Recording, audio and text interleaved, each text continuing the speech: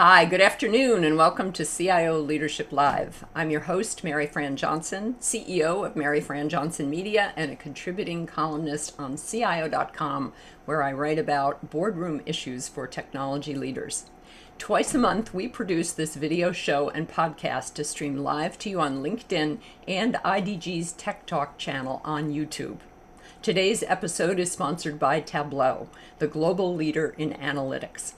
Tableau offers an enterprise-ready platform to empower everyone across the organization with trusted and governed data, on premises or in the cloud.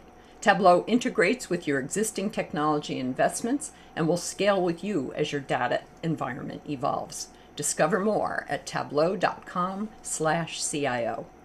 We welcome all of our viewers today to join in this conversation with questions of your own. We'll be watching for those and doing our best to pass them along to today's guest, who I'm very happy to report is Eddie Wagner, the CIO for Digital at JLL Technologies.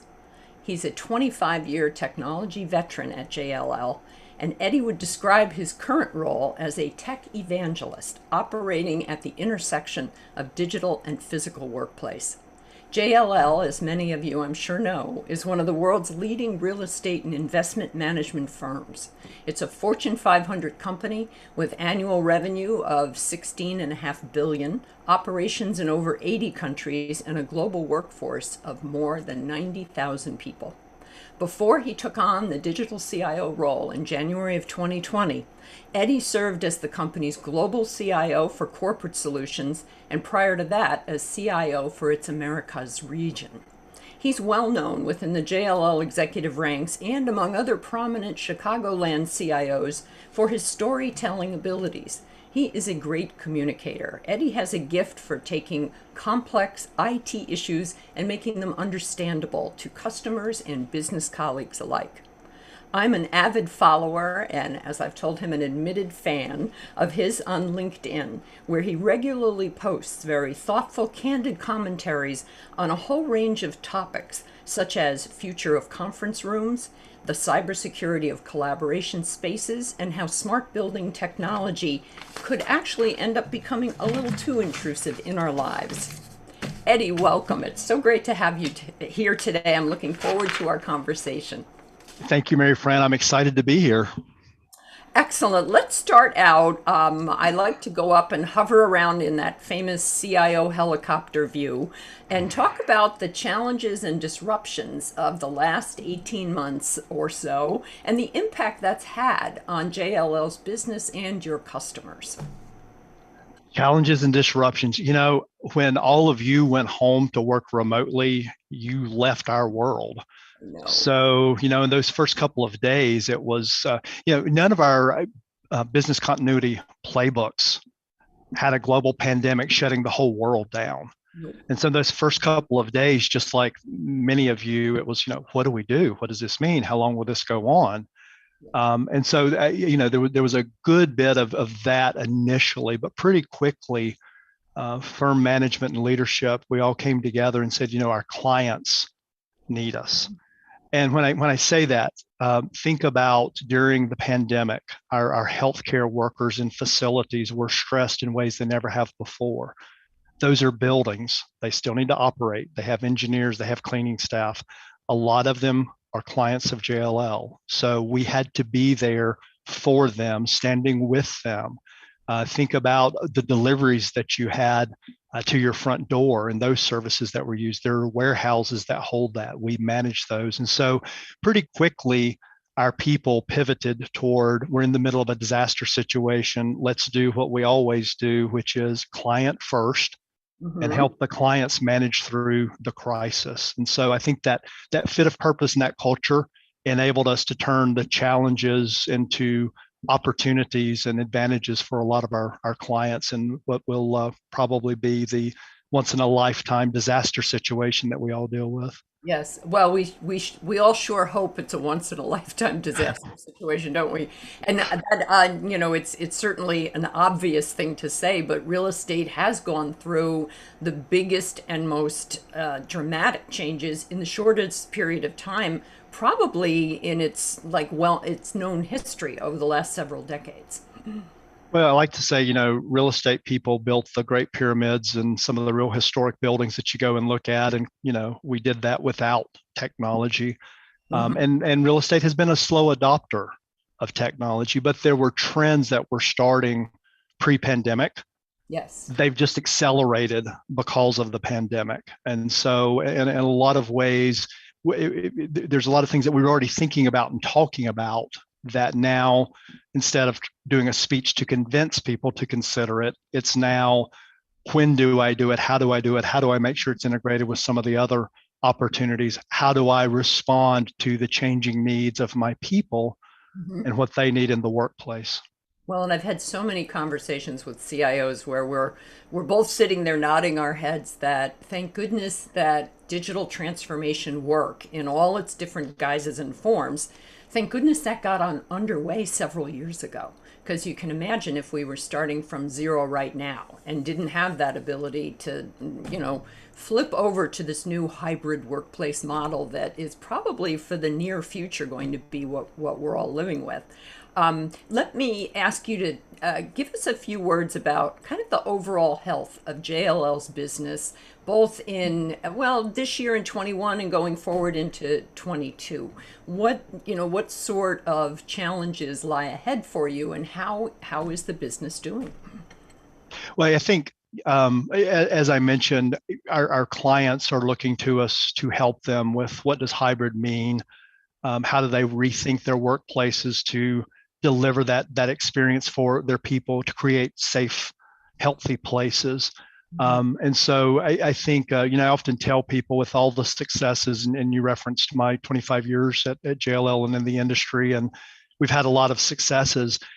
I actually don't think that we've ever been as well positioned as we are now to meet the opportunity at the, and you said, at the intersection of digital and physical workplace. CIOs, we live a lot in digital, Yes. but Well, we as people still live in the physical. And yeah. so a lot of what we're looking at and thinking about is, how do we use digital to create those better experiences for our people? That's one of the trends that everyone is going to see. Your people are demanding more flexibility. We see that in the headlines. Yep. They're also demanding a better experience when they go back. We're seeing people start asking about the air quality in a building. How do I know that when I go back into the office that it's going to be safe and healthy, that you're taking the right steps you need to in that environment? We're also seeing sustainability. It's not just the health of me and you as an individual going back in, but the health of the planet has really, during the pandemic time, Mhm. moved up in a lot of our corporations' objectives, but it's also people are demanding that also. So I think with some of the transformations that we made pre-pandemic to address those, we actually, I think, were well positioned when we were shocked with Yes. the initial days of the pandemic. Yes, that's well, and that's actually something that I've seen you write a lot about on LinkedIn, about creating the workplaces that people want to be in, because that is so intricately tied with the talent challenge that everyone is still facing and facing more. We've all seen the stories about, the great resignations and whether people want to come back or not. So one of the postings you made on LinkedIn that I really enjoyed was where you talked about the F word. And I remember years ago, CIO Magazine did a story about the F word, but we were talking about failures and the need to talk about failures and what people learn from them. You mean something different by the F word. So tell us about that. I do, and I posted that and then waited for the marketing team to have a coronary overseeing that. It's all around flexibility, Yeah. and I think there's that old saying that if it bleeds, it leads in the headlines, and so a lot of the headlines are talking about, this company's making everybody come back every day, or this company's going 100% remote. I actually, and here's a prediction that I would encourage people to challenge me on and, engage in conversation going forward. I predict the truth is in the middle. And here's why. Even right now, while some of us are still, isolating or maybe not going back to the office, we still are choosing to go out into the physical world. We're Yes. choosing to go to restaurants now where we can, or maybe entertainment or sporting events. And why do we do that? Why do we willingly go there? It's for a good experience. Nobody goes to a restaurant to have a bad experience, or, if it's, something that you dread going to, you're probably not going to choose to do it. The office is one place where many people feel like they've been forced or they've not had a great experience. When we create that good experience that draws people in, then when people choose to come in, or when they need to come in to collaborate, to socialize, for training, or maybe I just want to get out of the house, that great experience will draw me in. They're the same way other real estate assets will draw me in, whether it's a restaurant or a sporting event or a retail location. Yeah. Well, I can remember I'm here in Massachusetts, and we had it was around Mother's Day, so it was kind of early May, and we really hadn't been going much of anywhere, going to the grocery store, that sort of thing. But we lost power in my neighborhood, and so we put on our armor and went out to eat in a restaurant. And I was so excited. I was like taking pictures of people around there. You'd think I was at Disney World because I got to put on earrings and go to a restaurant and that sort of thing. There is so much novelty now in these new experiences. And I wonder about that too, whether people will not be as unwilling to go back to offices as a lot of the research and the studies coming out are saying. I've seen some that predict that 60 to 75% of people will want to work remote always. And I think that that's very much a sentiment in the moment, and wonder, what the surveys a year from now will show on that. Now, JLL does a lot of that sort of research. You have a lot of it on your website, which is a really excellent resource for lots of information about hybrid workplaces and that sort of thing. What's your feeling about that when you look at the latest research from your own company? What strikes you as what really resonates as being right on the money? So I don't know if you noticed, I looked down and picked up, I've got research that is in draft that's not yet been released. And I just talked to our global head of research yesterday, and Cool. she wouldn't talk to me again if I actually talked about some of this, but I will tell you when it comes out. And the third party research that we're receiving too, again, it goes back to that headline that mentioned people are saying, I don't want to go back to the office. But when you drill into it about how people work, about different situations and opportunities, what you find out is people really want the flexibility and the choice. They will come back for the right reasons. I'll use myself as a personal example. Obviously, I'm not in an office. I'm at home today for the flexibility of what was going on in my schedule. But when I find out that there are people from JLL or from clients that are in Chicago, I'll go to the office to see them, to talk to them.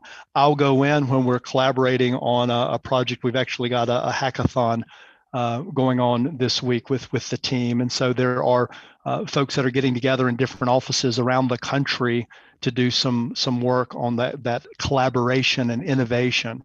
We actually know, I was talking to the CIO of one of the top research universities in the world, and he actually commented that they're very smart Nobel laureates and people that have invented and creating things that make our lives better. They're actually saying, you know what, we've done a good job with the technology being virtual, but there's something about being in the room together. We need to get back on campus, in room for some of these collaboration exercises. And so I think people, given flexibility, given the right opportunities, they're going to choose to go in at the right times. And that's why it's so important to have the workplaces that enable those types of activities, enable me to be able to find you when you're in that office for that day. Yes. Well, and we have our first question from our excellent and attentive audience.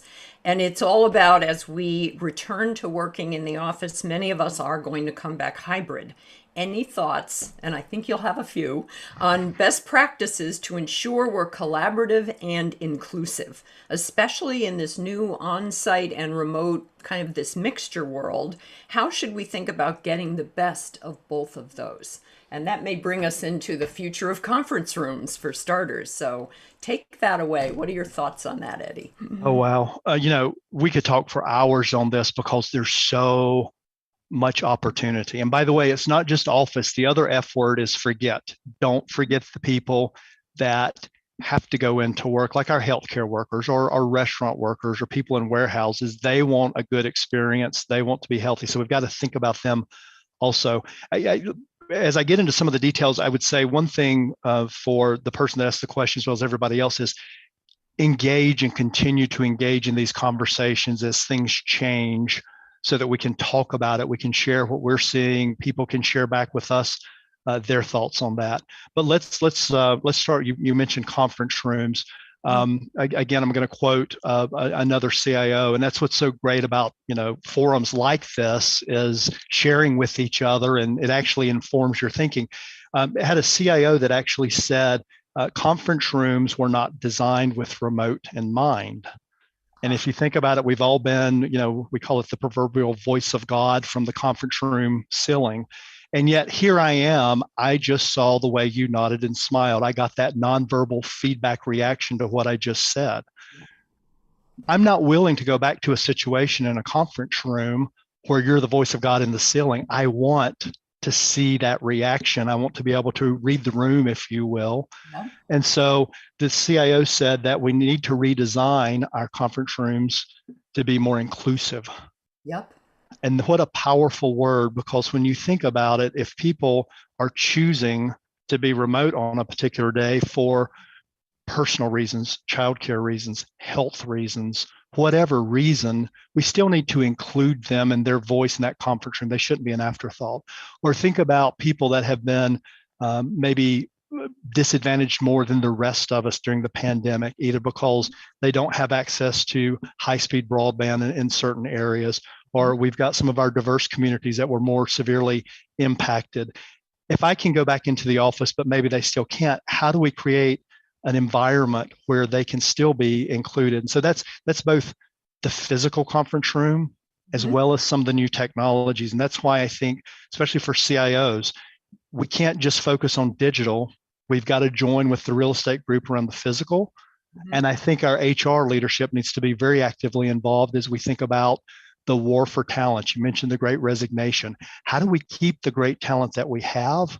But also, for a lot of us, there's an opportunity to attract some new great talent that are potentially unsatisfied with their current situation. I remember earlier in the pandemic, in the first several months, I had conversations with CIOs who came from companies that were very traditional about everybody comes into the office, and you definitely were. Remote workers always felt like they were at that disadvantage. They might just be a voice out of a little gray box on the table in the conference room. And they were kind of gleeful. They were saying, wow, we're going to be able to hire anywhere. It's a wide open market. And I would kind of say, well, isn't it a wide open market now for everybody? It wasn't going to be just your advantage there, but I think it's very fascinating to watch that play out as it has. We've got another great question about the pandemic as a catalyst for change. How did that go from a leadership point of view for JLL in regards to the capability transformation and the shift to more of a lifelong learning? That's a very deep and thoughtful question from our audience. So it is. I think I have a unique perspective because I went through a personal and professional transformation right before the pandemic. Okay. And I think a lot of us, we as humans, people may say I like change or I embrace change, but I think most people that say that, they like controlled change. They like change that they're initiating. Most of us don't like change being done to us, or change where we're in the dark and it's happening. And so I think through a lot of this, from a lifelong learning perspective, it's been dealing with the disruption, recognizing that there are very real people. It's not about the buildings, it's about the people. For all of us, it's about our people. And I think the conversations that have changed, you remember the days when you wouldn't ask an employee personal questions like, how are you doing? Or how are things going at home? Or, how's your mental health? And a lot of that has changed. It's now the right thing to do. And so I think, the changes in a lot of the conversations, the changes, the challenges that we've had working with our clients with what do I do next? When do I come back? How do I come back? Yeah. That has created a lot of thinking differently, which opens up the door to learning and embracing some of that change where we can. And by the way, not getting stressed out over change that's happening that you can't control or that maybe don't have the immediate answer for, because I think that Well, for a lot of us that was a lot of that. You want to help somebody but you don't know the exact answer right then. well, and I think about how you started your CIO of digital role, which was your third CIO role at JLL, but you started that in that halcyon month of January 2020 when we didn't know yet what was heading our way. And that, the that first 90 days of a honeymoon period, you had big change happen in the middle of that. I think you're so right about people and the way they react to change. It's almost like wanting to be more spontaneous as long as you can plan it. you know, there's, Yep. it really can be hard to do that. So tell us about kind of that pivot to your new role, which is now market facing and customer facing more so than it's been before in your past roles as CIO, and actually truly necessary for JLL to be out there and for you to just be more conversant with the public. And I know this plays into your talent for storytelling and for explaining technology to business people and customers, but this certainly happened at a very dramatic time. So tell us about what that was like, how you created the pivot into this role, because it's not a classical chief digital officer role, but it is very marketing and customer focused. So it seems very unique to you, I guess. But talk about that a little bit. It's it is, and I think if I mentioned earlier that we've never been better positioned like we are today to meet the challenges and the opportunities for technology in our industry. But I have to say, if it had been left up just to me, Hmm. we would not be transformed the way we are now. It would have been an Eddie version, and it would not have been a good thing. And that's because, like I said before, a lot of us, I'm good with change if I'm controlling it. Yes. And so part of that, my transformation, it started with executive coaching. I would encourage every CIO, if your company ever gives you the opportunity to do good Yeah. external coaching, go for it. Yep. Second thing, if it's really good external coaching, you're going to hear what people think about you that's great. And Hmm. you're going to hear what people think about you that's not so great. And so that was very eye-opening. I was inspired by a speech by H. James Dallas, who was the retired CIO for Georgia Pacific, Hmm. who talked about the different ways that you can manage change in your company. He said, CIOs need to be agents of change. And he said the single best way to lead change is to break glass on yourself.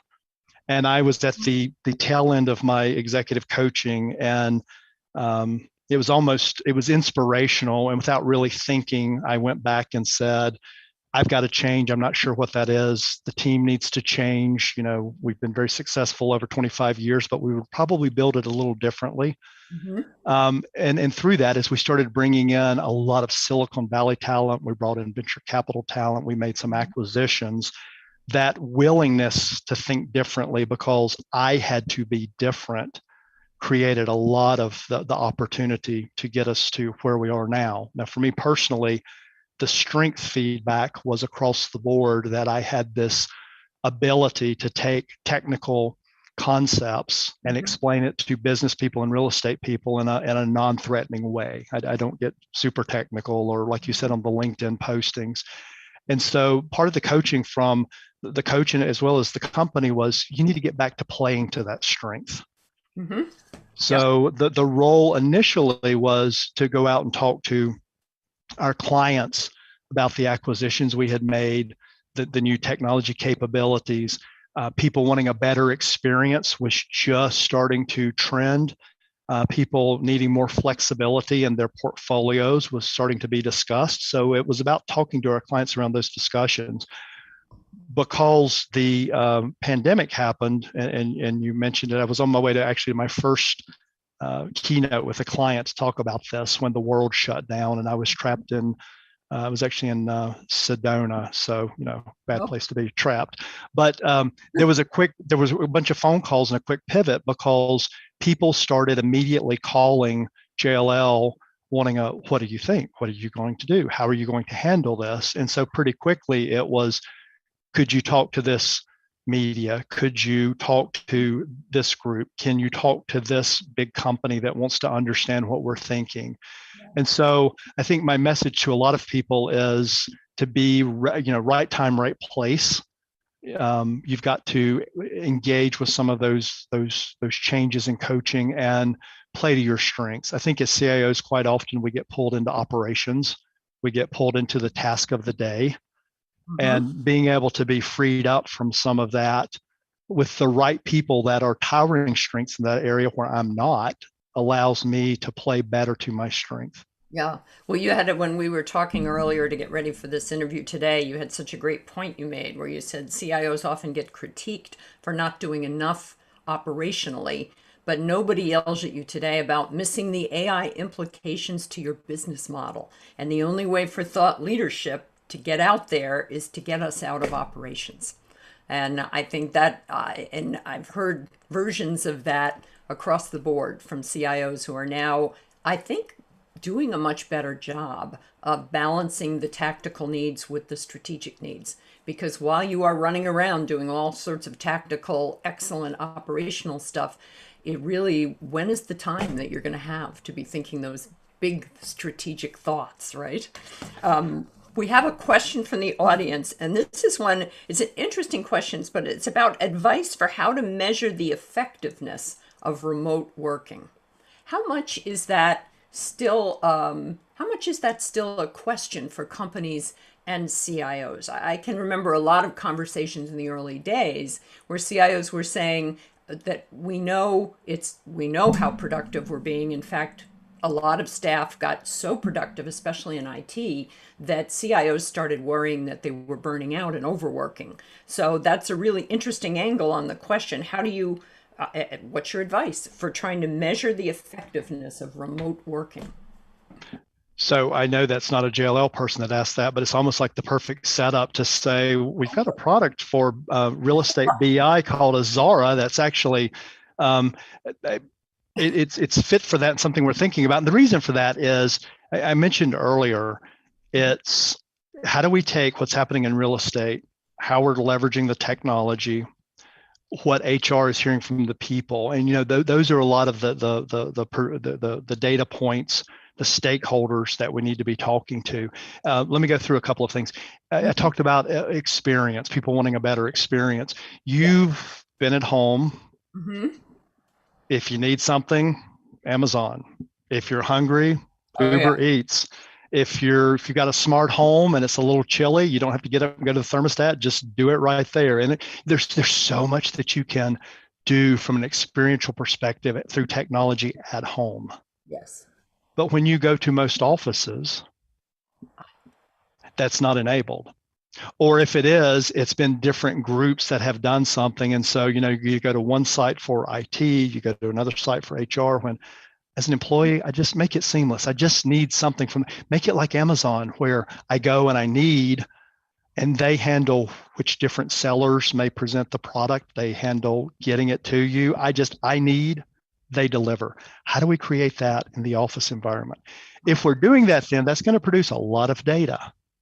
How are people using our offices? What is their experience in the office? That's going to enable us to think about flexibility in the portfolio. If I'm coming into the office, I'm not going to come and sit at a desk all day. I'm going to come because Mary Fran's in Chicago and I want to see her and collaborate and talk and introduce her to other people. That's a different type of space. How do we create those flexible spaces? There's technology that can do that. And then how do we monitor through IoT, through room reservation systems to see how we're actually using that space? it's all of that data that will then come back in along with HR telling us about talent attraction and retention, and what the talent is telling us about their experience working for the company, being in the space, that will help us understand what's working in our new hybrid workplaces. And by the way, I think they're going to evolve it. This research that will shortly be being released from JLL talks about creating a future of work model with built-in flexibility. Okay. And so I Now, think that's the key phrase. We're going to have, this is not a one and done. it's interesting too because we talked about this a little bit, and all those different groups that do different services in an office, and this idea that you could go to one app that would help you navigate the bureaucracy. That if when you have something like that, that actually changes the way your whole company culture works, doesn't it? Because when I That's think right. about company cultures, I think about who to go to get something done, and you've got a friendly relationship with the head of facilities management, and he can fix you up with your link that you need when you go overseas next week, and he's the person to call. But if you're new to a company, how do you find that stuff out? So tell us about, I know this was something that you and your team were working on before the pandemic struck, and it's an experiential app. It's called Jet, Jet. Correct. Tell us about it. What does that stand for? What does it do? Who uses it? So you gave a great example about going into the office and the different groups. I think we used the word bureaucracy when we were talking earlier, but it's the different groups that are experts at what they do. Yeah. But I don't want to navigate all that bureaucracy, just like I mentioned for Amazon. So through Jet, and I'll use myself as an example, Mhm. I still use our IT help desk. I can't remember for the life of me the URL for it. And it's probably, I don't have to use it that often, but when I do, I need it. Yeah. And I used to have to go and search, or I'd have to ask somebody. Now I can actually tell Jet, it's actually voice, text, and type. I can actually tell it, and I've got this turned off so it doesn't activate. I need to open an IT request. Okay. Now, we're not replacing the IT help desk. We're actually integrating with it. It just goes and opens it up. It's eliminated me having to search and find. Same thing, I could then immediately say, I'm going to come into the office on, what day are we on? Wednesday. I'm going to come to the office on Friday. I need to book a desk. It'll pull up the desk booking software. Okay. Maybe I've decided I'm going to go into the office next Wednesday, Thursday, Friday, and you were debating on going in on Monday or Tuesday, but now you see I'm going to be there on Wednesday. So you choose to go Tuesday, Wednesday, so we can bump in together. Or maybe you say I'm going to be in the office and you choose not to be there that day. But it's that opportunity for that collaboration to enable that. If we're going to have more flexibility, then when I do choose to come to the office, how do I find you to collaborate? How do I book a desk close to you to collaborate? If I see a situation that needs attention, like enhanced cleaning, how Mhm. can I quickly communicate that, but then also get communications back that we've taken care of that, so that I know you're listening to me, you're taking care of my concerns, you've got my health and safety and my experience in the office front and center. That's what we're doing with that experience app. And I think, like I mentioned before, with the Amazon experience, it really makes that a seamless type of experience, and it's the same type of theory that we're doing in the application. Well, and I can really see this resonating, especially with your millennial and your Gen Z, or whatever the next group coming in is going to be called, with that generation, because right now they do Hey Siri or Okay Google or Bixby, pay attention. This is essentially an app like that, but for, I think, what companies used to do as like a portal. Remember all those intranet portals and people behind them desperately working to make everybody get on board with them, but so few people did, you know. That was one of my huge innovations in 1999. Hmm. But as the technology in our life has moved forward, it's time to bring some of the things that we know work in our personal lives into our work life. And so that's one of the areas that we're looking at. And we could talk through the implications of the data that's produced from this to help people make better decisions, or to understand sentiment, understand experience, understand collaboration. When I started integrating that with things like IoT sensors, people are starting to ask questions like, what's the air quality in this space? We've never had people ask that. Well, now with IoT sensors and the Experience app, they can ask and we can answer. Interesting. Yep. Well, the take us up a little, kind of a higher level on the this new group that you had. You broke glass on yourself and created this change. So now the CIO of digital role. What are some of the highlights that you and your team have accomplished in the last year and a half on this? Are there, kind of tangible results of this more diverse thinking? Because I know your group is very diverse. Absolutely. And I've got to emphasize that what we have created was not Eddie doing it. It's a lot of people joining with us and saying, you need to think differently, or here's the way we approach this at a non-real estate type technology company. If I think about the big transformation aspects, we've got what every other CIO has. We help run the business of the company. So we've got the email systems, the financial systems. When a client hires us, we've got the technology that enables that. What's different though, what's additive and additional is we realized that while a large number of our clients will say, we're hiring you to do, say, facilities management, bring your technology with you, there's a large segment of the market that either has their own technology, mm-hmm. or they want to buy and own their own technology.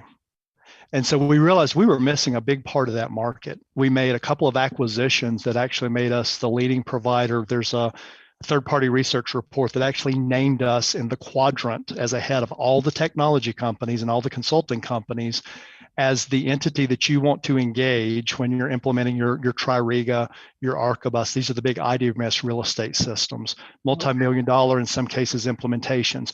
So that was a big change for us. You don't have to hire JLL for facilities management for us to help you with your technology, because a lot of people, they have great real estate groups, they have great IT groups, mm-hmm. They just need help extending their IT group a little bit for this real estate technology, which is a unique aspect. As we went through that, we also realized a lot of people need things like that Experience app that we mentioned that was it wasn't available in the market, or the BI platform that's very real estate specific. Yes. So we actually went and found Silicon Valley talent, convinced them that we were going to innovate and disrupt our industry and ourselves, come join us. And so they've helped us build products that we can now offer to our clients, again, with the JLL services. Or if there are people that say, hey, I want to use your technology, but I'm using your competitor for the services, we can now help with that from a technology perspective. And then probably the last and most exciting piece, there has been a huge influx of money in the prop tech space. Technology companies are recognizing the built environment is everywhere. Yeah. Every person on the planet uses some type of building or benefits from some type of building in some way, form, or fashion. Yeah. So there's big opportunities. And so as this money's flowed in, there's about 8,000 companies right now that we're tracking. Now, you talked earlier, you talked about how can you be innovative if you're sucked into operations. We actually went out and we brought in venture capitalists. Mm-hmm. We brought in people that understand how to work with those companies. We combined experience of people like me. Mm-hmm. So now we have a fund called JLL Spark. It started out 100 million. We've got about 30 investments in it now with some pretty leading edge technologies that we believe will transform our built world. And we've added some additional capability and talent because of the success in that area. And so, our core product, plus the products we've built to offer to the market, plus our ability to help people, figure out their plan, implement it, manage it, and then the investment fund, that's something that's very transformational from what we had before. Yeah. And as I talk to other CIOs, it's also transformational from what a lot of them are doing, where they don't have a venture capital fund or they don't have a revenue product that they can offer to the marketplace. Exactly. Yeah, I found that and that is a fascinating area. I mean, there's fintech for financial tech companies, there's insure tech, there's prop tech. I know just from talking to you in advance for this conversation today, I learned so much about what the way to think about it as the built environment. You know, we tend to think of real estate, commercial real estate. Well, that's big office buildings. It's so much more. It's so much more stuff out there. And I always love stories about IT that starts turning its innovation ecosystem more external to the company that you're working in. I think that that generates obviously some genuine enthusiasm and excitement for longtime CIOs like yourself. Let's talk a little bit more about innovation ecosystems. How do they operate differently? You know, at JLL Technologies today, the as the prop tech companies that you follow and the partners, how do you go about fitting them into the ecosystem?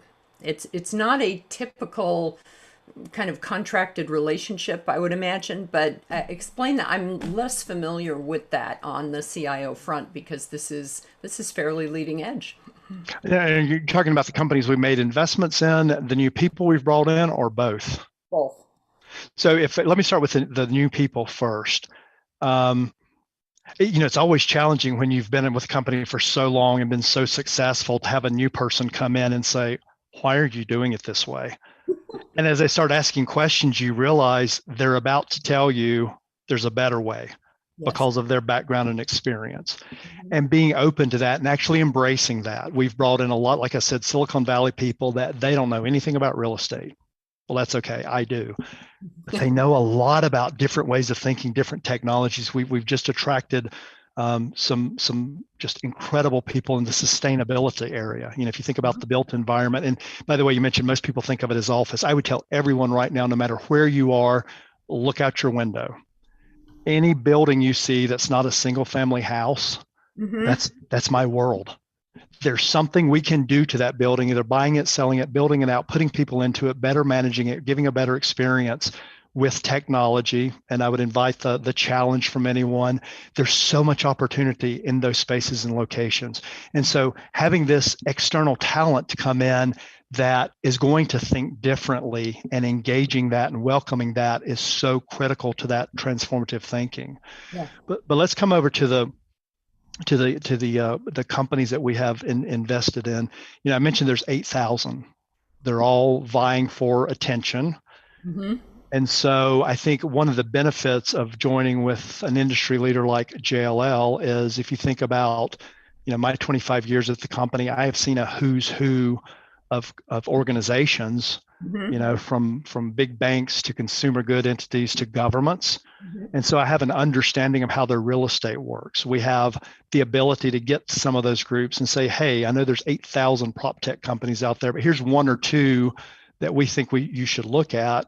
We've actually put our money where our mouth is with them. And so I think that's a benefit to them, a benefit to us as we look and think differently. They challenge us because, again, just like the new people we've brought in, they have a different perspective.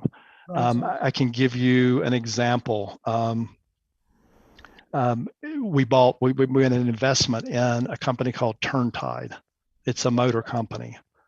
You know, I think, why is a real estate company get in the middle of a motor company? You know, you're going to start making cars, you know. Well, you know, 2 years ago, I would have said no, but, you know, who knows if there's an opportunity. Yeah. But, you know, if you look at a building, buildings are full of motors. Of course. Motors consume electricity. If someone, and the motor hasn't been, you know, reinvented or updated per se from a sustainability perspective, until just recently.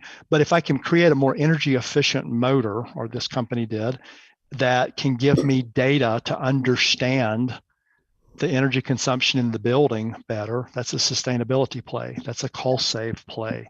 That's a big opportunity for buildings. So that was an example. Another one is, did you see the movie with Matt Damon? We bought a zoo. Yeah. Our movie currently would be, we bought an AI company. We didn't buy an AI software. We bought the whole company. Okay. Now, why did we do that? Yeah. So we've talked about all this data. We've talked about all the changes. Everybody listening is having to make decisions about how their company is going to operate differently, how they're going to create what their version of hybrid workplace is. It's a lot of data points. Yeah, A yeah. lot of investors are looking at and owners, what do I do with this building now? How long do I hold it? When's the right time to sell it? Should I buy another building? There are right now 300 different data sources with over 10,000 data points across 400,000 buildings that think about how long it would take to do that in a spreadsheet. And I'm pretty good with a VLOOKUP. By the time you put all that together, it's too late. Well, you've got an encyclopedia, which That's is right. not what you need. That's right. What was so attractive about Skyline AI is they've used the technology to eliminate all that manual processing and to use AI so that instead of us spending days and weeks pulling that information together, it's presented to us with a, hey, look at this, or I think you should look at this, or maybe there's an opportunity over here. We're moving from that manual data manipulation challenges of pulling it all together right into the let's think, let's act. Here's an opportunity that nobody else in the market has seen Yes. because we're getting to it faster. We're able to consume more data. We're able to feed more into it. And so I just gave you one example about looking at like the buy sell side. When Hmm. you start thinking about IoT, flexibility, experience, all the things that we've talked about so far in this conversation, think about IoT and 5G. Data is about to explode on people. And I've got another third party research report that surveyed over 300 major organizations about their workplaces.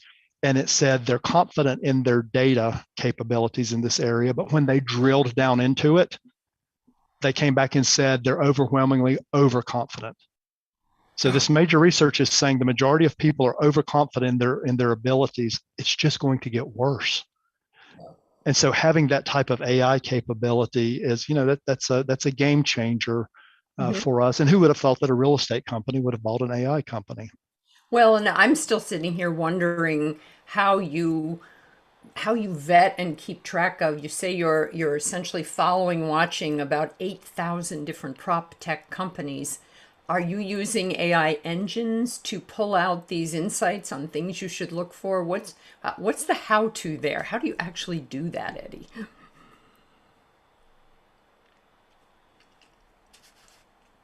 I think you froze up a little bit, or maybe I did, but I think the last part of that was, You're back. are we using an AI engine for any of that? So not going to give away any trade secrets, but let's Oh, say what I can tell you is we brought in people that were experienced doing venture capital deals, looking at companies, understanding, making those types of decisions, and we added to that team people like me and others with real estate experience that can talk about the real estate problems, that can talk about mhm. different client opportunities. And I think that's the powerful 1-2 punch. It's that VC Silicon Valley type experience that's outside the real estate industry, Yeah. plus the practical experience that coming together is helping us work through those and look for those opportunities. And as I said before, there's a tremendous success story there with the investments, and a lot of those companies are doing some incredible things because, as I mentioned, a lot of these things we're talking about were trends that were being talked about pre-pandemic. They've Yeah. just accelerated. Yes. And that's the Well, competitive challenge, by the way, for everybody on this call. It's accelerated. Everybody's talking about it. You've got to have an opinion on these things. You're going to have to make decisions. It's going to be constantly evolving and changing given the nature of hybrid work and the challenges that we have right now with our talent and how do we create places people want to be. well, and yes, indeed. And I've got an absolutely fabulous follow-up question from one of our watchers and listeners on YouTube right now on the IDG Tech Talk channel. How can employers convince employees that the workspace is safe at the moment? Not just the ventilation, but an entire grouping risks and mitigation protocols that keep people safe. That's, Communicate, communicate, communicate, I know, it's a communicate. We're very doing good that. question. Yeah. We're doing that through. You mentioned the Experience app. We have the capability with that when you approach a building that we can push to you, just like you get a pop-up notification when Uber Eats is Mhm. pulling up, hey, your food's being delivered, go get it. We can send you a notification saying, here are the protocols for coming into this building. We can push notifications to you if there's an incident in the building and, communicate to you what we're doing, or we need you to not come to the building. But we also take the communication back the other way. We've enhanced it so that it's if you see something, say something. If people see an area that they think needs to be cleaned, they can tell us through that app, and then they can see the progress on it. Yeah. We have the ability with IoT where we're putting that in to understand when places have been heavily utilized so that we can do the enhanced cleaning procedures. So it's putting all of these capabilities and services in place, but then making sure people see it, communicate with it, and see the benefits of it. Well, and it's not just about facilities or HR people or even IT people communicating about it. It actually has to be kind of a triumvirate there, doesn't it? I mean, the That's right. Companies have to say, you must have worries about coming in. Here's what we can tell you, and here's how you can find out more. I mean, they may be in a building where they don't have your app yet, but they've got other ways of doing that. Are you starting to see that happen in the real world? I mean, you're in the Chicago area, and I know a lot of companies you go into the office a couple of days a week and that sort of thing. Yeah, and it's not just Chicago. We've got a global footprint. And so everywhere in the world, the feedback that I'm seeing, and in a lot of the client meetings and industry events that I go to, that question that was posed is the one that's front and center on everyone's mind, and it's a big part of why I think people will win in the Great Resignation, if you will, if we're communicating to our employees to help them understand and to help them feel safe, to help them feel that they belong. And so whether it's, I think leveraging technology makes it much more efficient and effective. Yeah. But if you don't have the technology yet, having management communicate, being more open to your employees, town halls, there's multiple ways to do it. We all need to be better about communicating to our people. Okay, well, good. That is pretty universally good advice for technology and digital leaders, isn't it? About the communication. It is. I'll actually, the CIO of Bosch USA, Manuel Dietz, told me we were in a big webinar discussion, and he said, we're asking all of our employees what they think, how they feel. And somebody actually said, wait a minute, there's 400,000 people that work for you guys. And he said, that's right. Now, they're not going to do what every single person asks for, but the fact that people are being asked and listened to, and in some cases, even at JLL, when we do our employee surveys, we go back, our head of HR comes back and says, here's what we heard, and here's what we can do right now, and here's what we're going to have to work on a little bit. And, that goes a long way. You heard me, and You're telling me what you can and can't do. Well, it'd be really nice if we were entering an era of an incredible change in just overall company/corporate listening and asking, how are things? What are you worried about? And really doing something with that information. That does sound like it would produce a better world in so many ways, wouldn't it? But we're doing that a little bit, with the mental health topic. Yes. I think the key is, how do we keep these new lessons we've learned and ways of communicating and openness going forward in a post-pandemic world? Because it's the right thing to do, to recognize there's a real person on the other side of that has a lot of the same, wants, desires, challenges that the rest of us have. Yes. Well, and as we wrap up today, for my last question, I always like to ask my guests to give us some advice and guidelines, some thoughts that they have that they want to pass along. And you've already done a lot of that through our conversation, but you've got such an interesting and incredible story about what's going on, both with you personally and professionally at JLL. What sort of advice do you give to, the many up and coming future technology leaders that you work with today at JLL? Oh, it's, the embrace the disruption and the change. Mm-hmm. In IT, I think so often we get the, it works. I don't want any problems. Think about the classic help desk. Make the problem go away, keep the data center up, and all of those are important. Mm-hmm. But we also need to challenge ourselves to think out of the box. We need to challenge ourselves that what worked really, really well, a year ago, 2 years ago, is not going to work really, really well in the future. especially in the real estate industry, which had been slow to adopt technologies. And now the trend has accelerated, and the impacts, I mentioned earlier, the things we as CIOs can do in digital, Mm-hmm. what our HR teams need to do to help attract and retain that top talent, Yeah. and the fact that we all live in the physical world. Those three groups need to work together tightly. And I actually will project, if you want to bring me back in a year or two, subliminal, like attempted an imitation, I would be willing to say, let's see if I'm right on these things. The companies that actually figure out how to create flexibility and the right hybrid strategy so that people feel like they have choice. And when they choose to come into their workplaces, they have a great experience. They're going to do better in the talent war. They're going to attract talent, not just from their competitor today, but from the companies in their cities, in their states, in the country, around the world, especially if you're in hybrid. There's huge opportunities there. The opportunities to be more inclusive and to create spaces where people feel like they belong will go a long way toward helping us. All of our people feel like I belong, I can contribute, I want to be here. And then the technology impacts into our built world. The built world produces about 40% of the greenhouse gases. We've got a huge opportunity through technology, through changing the way that we operate, through helping people have a better experience when they enter into the physical world. The impacts that we can have from my space hits every single building and every single person on the planet. And so I think that's why everybody needs to engage, stay involved, understand and think about what is their strategy for creating these workplaces that will help define our companies and create competitive advantage going forward. Those are absolutely great. Those are great observations and really great questions. And let's make a date right now. Let's come back in a year and we'll replay this part of the conversation, and then we'll find out what kind of answers you've come up with, both at JLL with all those prop tech companies you're following.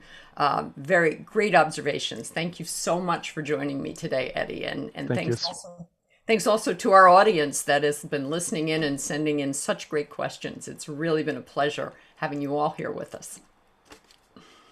Okay, if you joined us late today, do not despair. You can watch the full episode later today here on LinkedIn, but also on CIO.com and on our YouTube channel, IDG Tech Talk. CIO Leadership Live is also available as an audio podcast wherever you get your podcasts. I hope you enjoyed today's conversation and got as much out of it as I did with Eddie Wagner, who is Digital CIO for JLL, and that you'll join me again next week for the next episode of CIO Leadership Live on Wednesday, October 13th at noon Eastern Time. I'll be joined by JP Saney, who is the Chief Digital and Technology Officer of Sunbelt Rentals in South Carolina. Thanks again to Tableau for sponsoring today's episode, and do take a moment to subscribe to our YouTube channel, IDG Tech Talk, where you can find all of our previous shows in case you're sitting there and thinking, I'd like to binge all those 75 of those CIO Leadership Lives that are on that channel. Stay well, and we'll see you again here next time. Take care.